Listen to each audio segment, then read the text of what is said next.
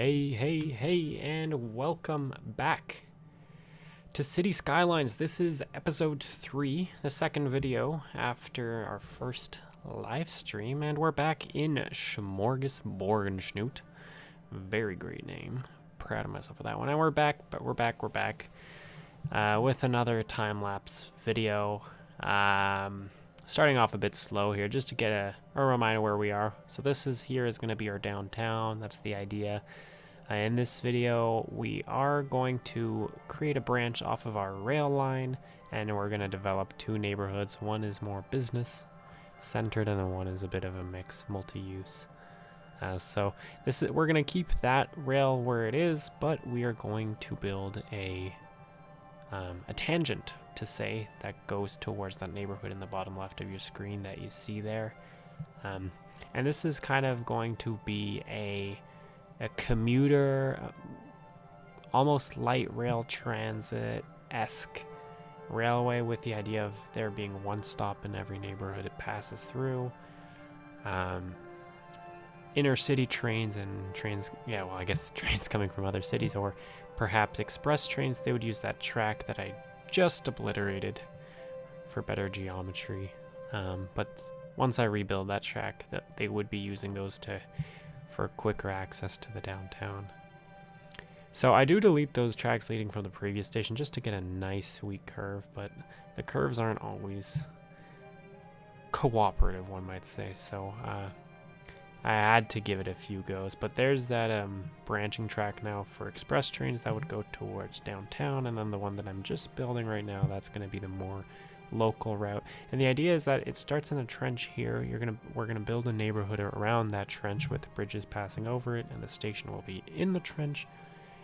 And then north of that road on the right of your screen there, it's going to kind of ramp up and come to the surface. So you'll see me add a bit of a smoothening of the terrain. This bridge here was not exactly the most cooperative. I was thinking of doing a curved bridge, but then I succumb to the straight bridge technique. And then I went out without the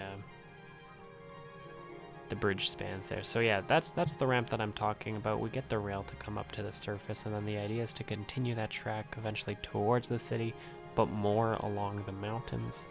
And you'll have some stops at the base of the mountains, and I think we could probably build up a ski resort too. That could be pretty cool. So yeah, we even out this vertical curve here. We want to make it as smooth as possible, and then we get kind of started with our road network. We started off at a bit of an ugly angle to our train station. I didn't exactly think this fully through the first time I did it around, and you'll see that I kind of stare at it for a while. Do keep in mind this is times 10 speed, so I look at this and I'm like, this is horrible. Why is it like this? And so I just rip it all up and rebuild it. But yeah, re-smoothing out those tracks, and we are so back.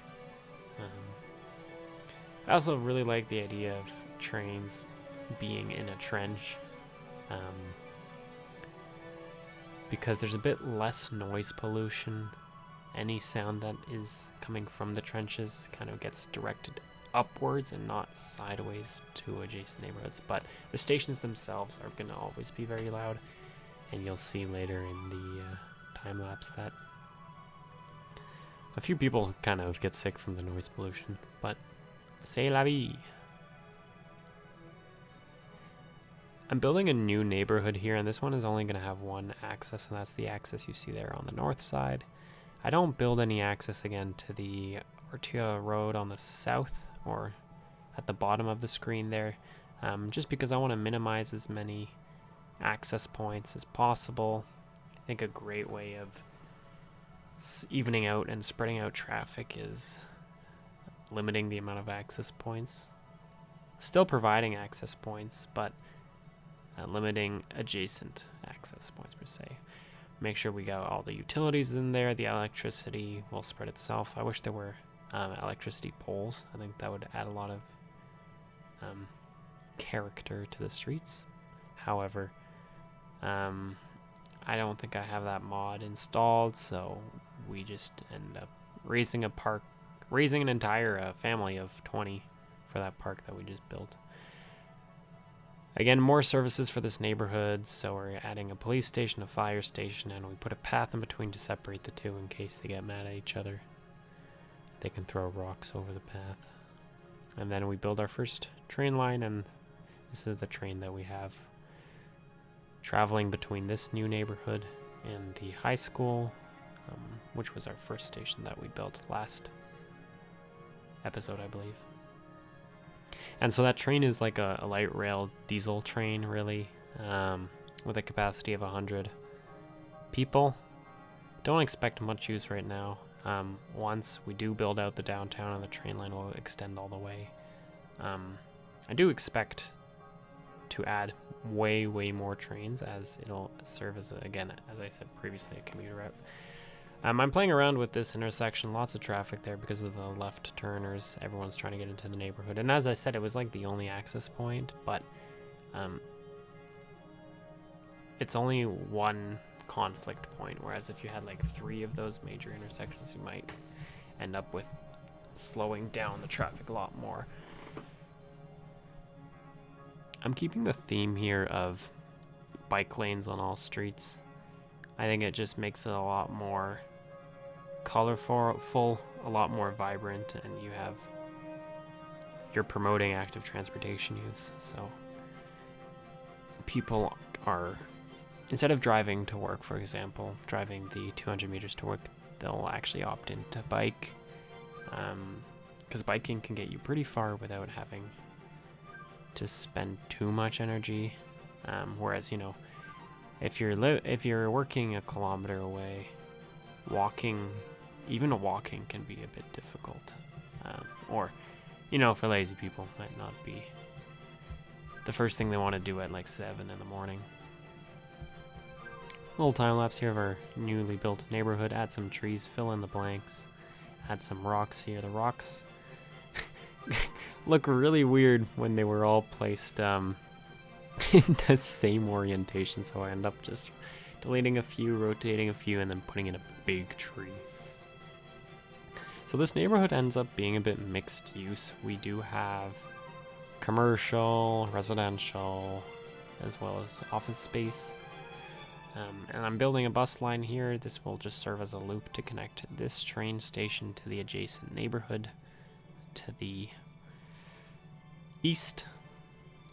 That adjacent neighborhood will not get a rail access, and so that bus kind of serves as a funnel towards the train station, and you'll see it be used a lot more again once I build that downtown. Here comes a new neighborhood. This is going to be mostly office space, and it's built as a one-way system, just to switch things up, and you see all that office space coming in there with some pathways along the road. And yeah, we were getting some pretty huge demand for office or just industrial in general. Now, I don't want people to have to walk all the way to the station or all the way to the bridge, so I do build an overpass for pedestrians and cyclists only, which gets actually used a bit, and cuts down on the amount of unnecessary detours for pedestrians. Here, I think for the first time I build office space up on the arterial road, but we still keep some commercial. I'm just realizing there's a huge hole in my sock. How unfortunate. The idea here, I wanted to build a crosswalk for pedestrians who are coming out of the train station to access the other side of the road if they need to do any shopping or if they want to go up to the north side of the neighborhood. But none of the road ties would really let me, so I had to delete a few houses and put in a short stub of road. This traffic is still huge. We end up actually increasing the green time for that left turn to 20 seconds, and that clears up the traffic quite a bit. This intersection is also a complete disaster. The north-south movements there are sharing left through and right in a single lane, so space is not being used really that efficiently. Also, the timings were a bit all out of whack So I play around a bit with the timings. I play around a bit with when pedestrians are allowed to walk. And I also actually end up eliminating the right turn coming from the north or from the top of the screen there. And I force vehicles to actually go all the way around. So you'll see that happen in a bit. I'm still kind of thinking about how to do it. Also, everyone is dying, so I had to take my focus off of that intersection for a bit. But as soon as I do remove that right turn, which I just did, you'll see that traffic actually reduce substantially as vehicles find alternate paths to get to where they need to go.